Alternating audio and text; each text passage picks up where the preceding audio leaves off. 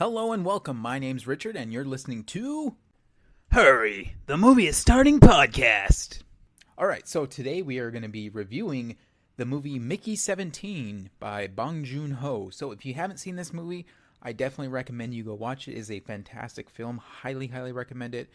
However, if you haven't seen this movie, do not listen to this podcast as it is going to retain lots and lots of spoilers. So stop listening now, come back to it, and then you can hear the review. But literally, you do not want to miss this movie. It's such a good movie. All right, I have my notes. This was such a great movie. I do my reviews at a condensed 2-minute short on YouTube typically. However, this one I made like a 3-minute short, and I still want to talk about it more because it was such a great film. So I'm going to make a podcast review of it. Like I said I was going to if a movie got to me enough, and this movie got to me enough. I just want to preface this review by saying I was able to preview the Epic Universe Park today. And this movie was still the best part of my day. That is zero slight on Epic because it was a fantastic time. I had lots of fun. Saw some people I haven't seen in a while. It was a great time. But this movie was phenomenal. Phenomenal. All right, so let me get into the preface of what this movie is. Mickey17 is about Robert Pattinson's character, Mickey, who signs up. He has to leave Earth because his friend put out a loan in his name for a macaroon shop, which is already, that's insane. Like that's hilarious. And Mickey's life is at risk because his name is like on the loan. So they have to go into space to try and avoid being killed by these mobsters. And Mickey, just to get out of like the situation because he doesn't want to die, ironically enough, signs up to be an expendable, which is a person that is going to be used to human advances in like colonization of this new planet Niflheim. So he's gonna, once he is killed, a new version of him is printed off, and that version continues where the last one left off. However, they're basically like lab rats. They're constantly testing out different methods of poison and just air and just all these different things to try and advance mankind on this planet. So lots of Mickeys die in this process, and the one we see at the beginning of the movie is the 17th version, so 16 other Mickeys have perished in this moment. So that's the general concept, and Mickey is led by the leader of the this whole colonization on the ship is Mark Ruffalo's character, who I can't help but feel like is a parody of Donald Trump, even to the point where there's an assassination attempt and the bullet grazes his cheek like that happened in real life. Mark Ruffalo's character, he just wants a pure white community that is pure and white, and he mentions that, and then there's also themes of Nazism in this movie, which is funny yet scary at the same time because you're that wouldn't exist in real life, right? But it does exist in real life, and that's kind of the craziness. That's why this movie is so it hits so hard because you're damn, this would be absolutely drop on the dead funny from how unrealistic it is if it wasn't actually happening in real life. But regardless of that, I don't want to get into politics. That's not my goal of this podcast or any review at all. I'm just mentioning the similarities to what this was.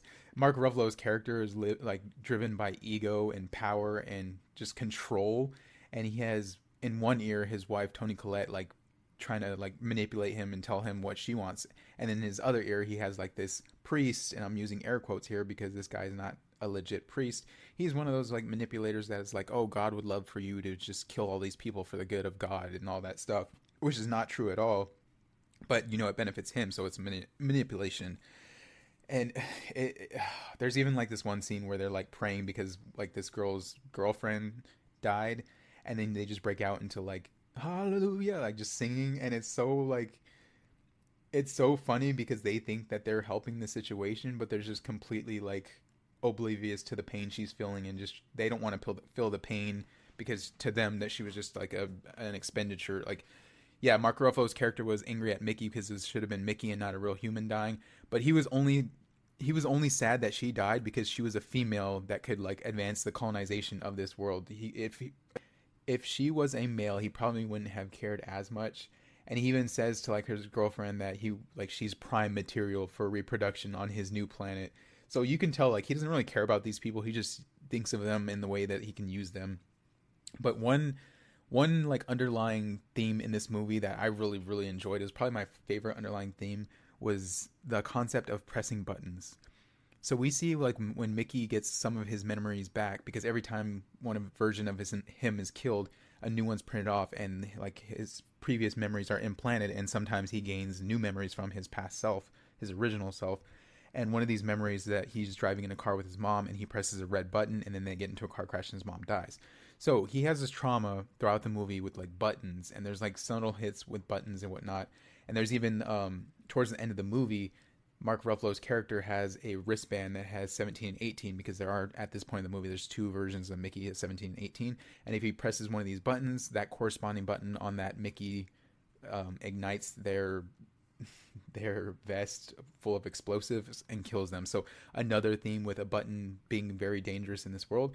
But it comes around full circle, as by the end of the movie, Mickey gets to press the big red button that destroys the printing machine that would recreate clones of him, kind of just freeing him out. So it was nice to see that like come full circle. As I said about political, this movie does get a little political, and just seeing that Mark Ruffalo's character is just driven by power. He doesn't care if these creatures on this planet, which he labels them as creepers because he doesn't like the way they look. He doesn't understand that at all. He just wants to like overpower them and kill them off so he can have this planet for himself. So the planet is called Niflheim, and like we find out towards the end of these movies, towards the end of this movie, that these creatures aren't dangerous. They're literally just existing on this planet because they live there. That's their home. That's where they live. But we are the monsters in this movie, and not all of us. There's some really good. You know how sometimes it's too far, where it's like all humans are evil except for like the one protagonist.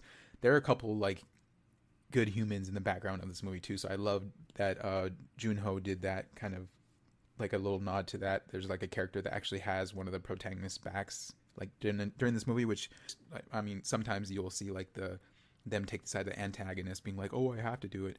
But he did a great job doing that. But yeah, there are like underlying themes of Nazism in this movie. Like they even do their like one world salute, and they point up like one finger up to the sky, and it's just like even their logo kind of looks like a swastika a little bit. So I thought that was funny, and I definitely feel like it's kind of like a shot at just like these power hungry, corrupt leaders that are solely going out for their own like power, and that's just power is like a constant theme in this movie. The one law of this movie is that multiples cannot exist, because there is a serial killer who cloned himself and was basically in two places at once. So he got caught for murder, but he was set free because he had an alibi. But they find out it wasn't him that had an alibi, it was his clone. So they capture him, but then their killings still go on, and then they capture that one. So it turns out this guy had 3 clones. So because of that, because of like the philosophical thoughts and like constellations of just like, oh yeah, if 2 clones are at a killing, like, do we have to blame them both, or like what if one was there against their will? And it just opens up like this huge treasure box of just morals and philosophy, and it's just like it is crazy. So they say, screw that, we're just, anytime someone's caught with multiples, they're all killed, which is their kind of like just clean up the mess situation. But there is a situation where Mickey17 is deemed dead, so Mickey18 is printed out, and Mickey17 is saved by the creepers. So he goes back into his room and lays down on his bed, and that's where Mickey18's at. Now, this is a masterclass by Robert Pattinson, because Mickey18 is very aggressive and like just will do whatever he wants. Mickey17 is very timid and kind of more reserved in his actions. So their duality of just like connecting against each other is hilarious to see, because you know, we all have that moment where we're kind of like, oh, you idiot, to ourselves, or we're negative self-talk, where we're like, you idiot, why would you do something like that? It's nice to see Robert Pattinson play that out on the big screen, like against himself. So I thought he did a fantastic job, basically showing the same person but different styles of the character. They even have like different, like the way they talk is like a little different too. Naomi Acke plays Robert Pattinson's love interest in this movie, and her range was phenomenal.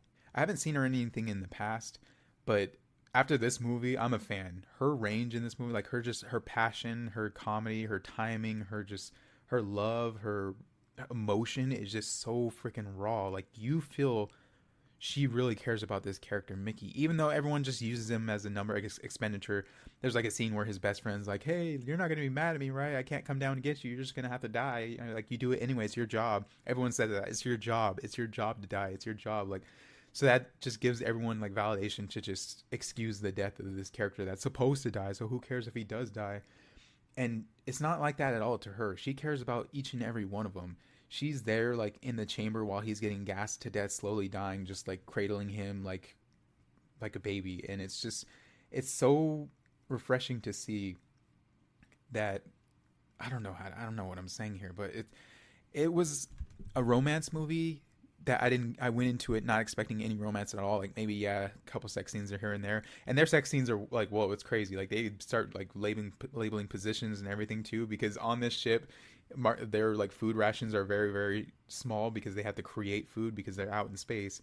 So Mark Ruffalo even says like, no sex on the ship because that burns too many calories and we can't afford you to burn calories.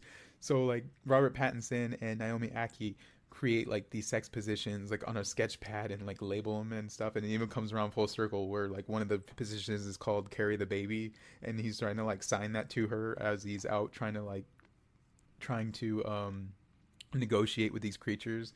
It's funny, but regardless of that, just like her love and like her range, she's, oh man, she's just such a badass in this movie, and I thought she did a great job.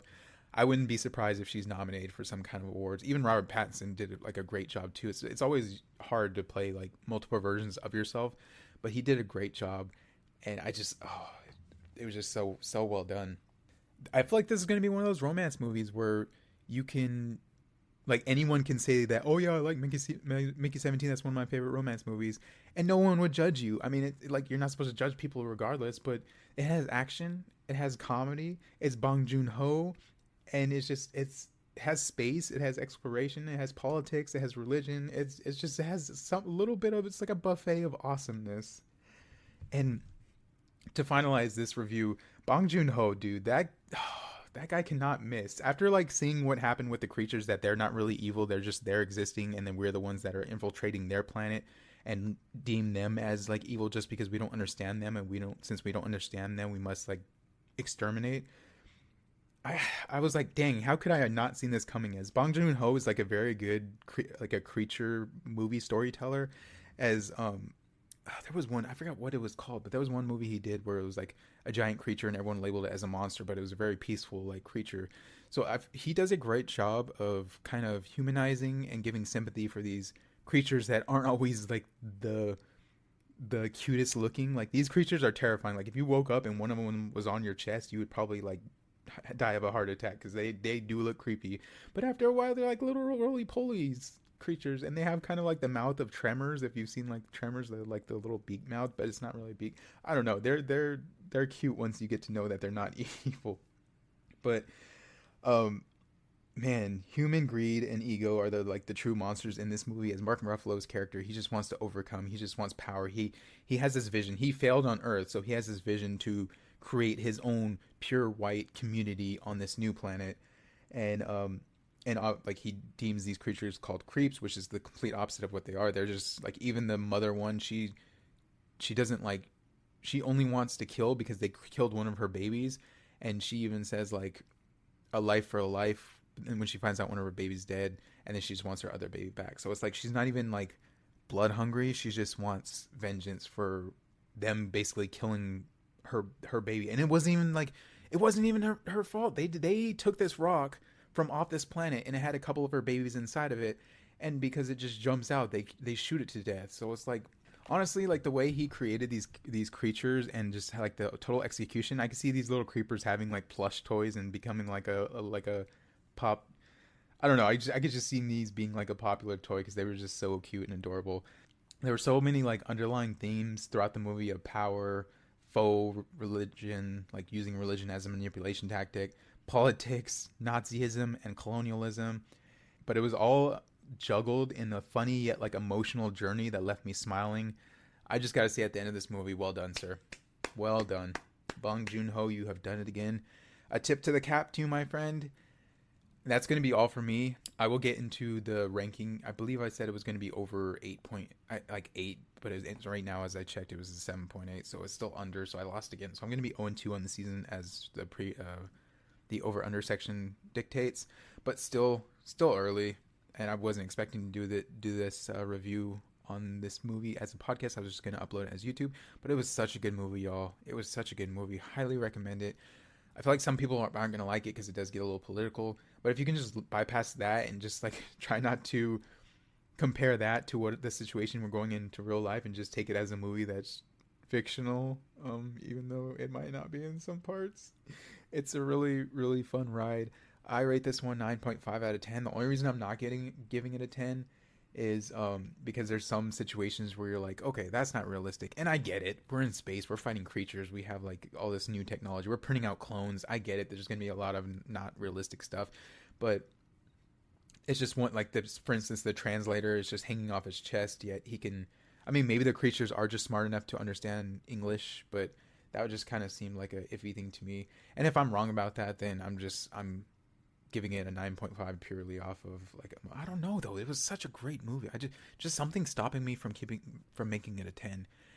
But regardless of that, still 9.5 out of 10. It's really solid. I would probably label this as one of my top 3 romance movies of all time. It's just that good. There's not really any twists, so it should still be good on a second watch, but that's just my review. I hope you all go watch this movie. It's really good, and it's really, really, really one of the best movies I've seen in a long time. Well, that's going to be all for me today. Thank you for listening, and don't forget, hurry, the movie's starting. Thanks for listening. God bless.